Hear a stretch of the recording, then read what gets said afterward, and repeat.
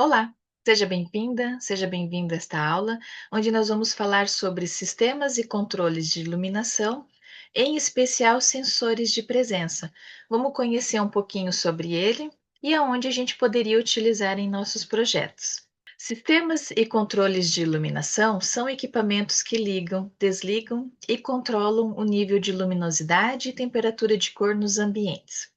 Dentro destas opções que a gente tem para colocar dentro dos nossos projetos, né, como os interruptores tipo liga e desliga, as minuterias, controles de luminosidade, que são os dimmers, fotorrelés, controles lógicos programáveis, que são os timers, sistemas inteligentes de controle de iluminação, automação, sistemas integrados de iluminação natural e artificial, sistemas integrados de temperatura de cor com o ciclo circadiano. Esta aula vai dar ênfase, então, nós vamos conversar sobre os sensores de presença.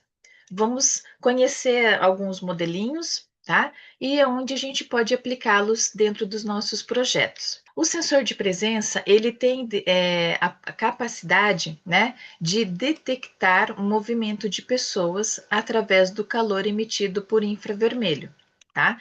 Então, a gente pode instalar, existem diversos modelinhos, esse que fica de sobrepor, ou esse em que a gente pode substituir na caixinha do próprio interruptor. Na aula em que nós conversamos sobre minuteria, disse que a minuteria poderia ser usada, por exemplo, num corredor residencial dos quartos, tá? Porque ela é um equipamento que tem uma programação que desligaria depois de um determinado tempo com aquela luz acesa, tipo 6 minutos, né?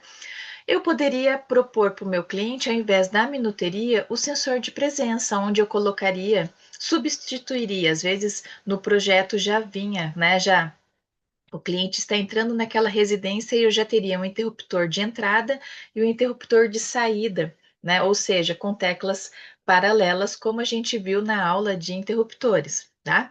Eu poderia substituir, né, esses dois acionamentos por esta opção aqui, tá? Aonde ficaria colocado na parede de um lado, na parede do outro. Então, a hora que eu entro nesse corredor, essa esfera vai reconhecer ali o movimento da pessoa e vai acionar a luz, tá?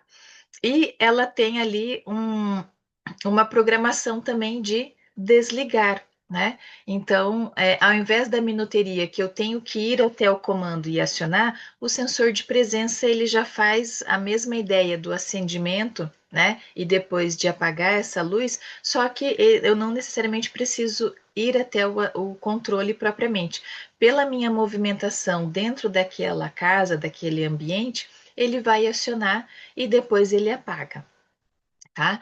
Então a gente pode ter, né, como eu disse, a gente tem diversos modelinhos, veja qual fornecedor você gosta de trabalhar e qual ele te oferece, tá? A gente pode pôr ele, né? Quando ele é nesta característica, a gente tem que levar em consideração que ele vai ter uma distância onde ele consegue já captar essa movimentação, assim como ele tem um raio. Então, às vezes, o corredor nem é tão grande, né? Eu coloco, na verdade, ele mais ou menos no meio do corredor e eu vejo se o raio dele de abertura pega a hora que eu entro no corredor ou na hora que eu estou saindo lá do último quarto, por exemplo. Então, essa movimentação já aciona ali e eu não precisaria ter os dois equipamentos, como eu dei como exemplo, para substituir as teclas, né? Eu posso pôr uma caixinha, uma placa cega, porque eu não estou usando mais os comandos de interruptores e posso colocar um desse daqui no meio do corredor, que ele faz a função de acionar as luminárias ali naquele momento em que estou passando, porque ele vai captar a movimentação, tá? Então a gente tem ele nessa opção, tá? Mas a gente também tem ele de embutir, né? Porque daí eu poderia colocar ele propriamente no teto, sem ficar ali com aquela partezinha aparecendo, tá? Ele é uma peça mais delicadinha e que ele também tem, na verdade, a questão do raio que ele vai pegar. Então, é isso que eu preciso saber, se esse raio dele se está pegando na entrada do corredor, até eu chegar ao último quarto, que daí do último quarto eu estou voltando, né, para que ele possa acionar aquele ponto de luz, né, e não necessariamente, por exemplo, esse ponto de luz, a luminária está ali nele, porque poderia ser o dos balizadores.